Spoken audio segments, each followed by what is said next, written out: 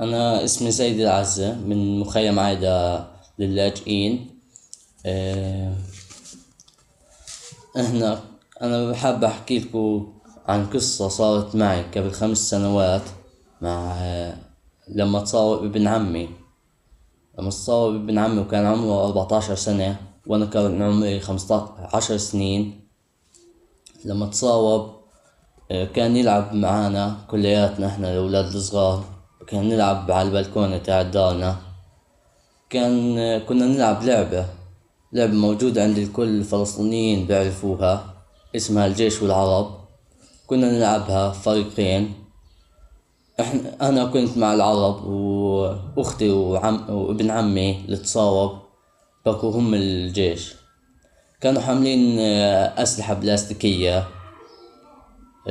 فلما شافوها الجيش الأسلحة البلاستيكية، إحنا كنا 7 اللي كنا نلعب.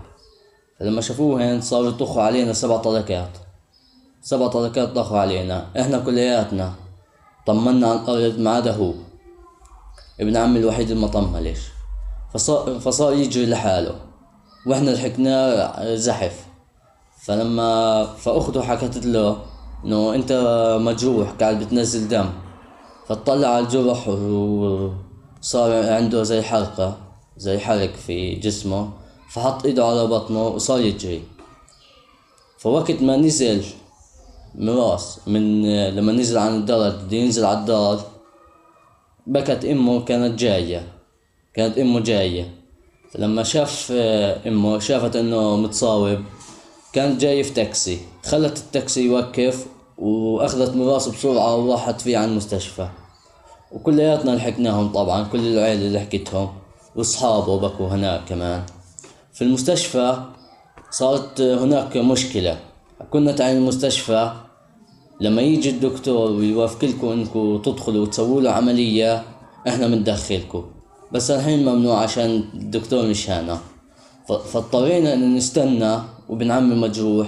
اضطرينا ان نستنى منه اجل الدكتور ووافق لنا وسوانا العملية وهيوته منيح. فقبل 40 يوم لما اجوا الجيش على الدار واخذوا ابن عمي ميراث. اخذوه عشان كانوا بدهم ابن عمي الثاني، بدهم اياه عشان تصاوب من الجيش وهو صحفي بقى يصور.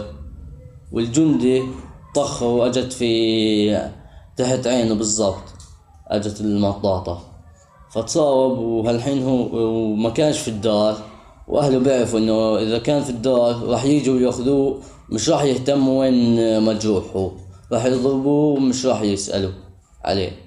عشان هيك ما كانش نايم في الدار. فاجوا الجيش قبل 40 يوم اخذوا ابن عمي الميراث وحكوا اذا بتجيبوا لنا محمد وليد، هو اسمه محمد وليد العزة، لما تجيبوا لمحمد احنا بنروح لكم ميراث. وحطوا تهم على ميراث عشان يضل عندهم، غير انه بدهم اياه. عشان التهم كانت انه كان يضرب حجار على الجيش، والحجر طبعا مش راح يأثر في جدار زي الموجود عندنا. جدار سميك جدا مش راح يأثر فيه، حتى لو شو ما تسوي له مش راح يأثر.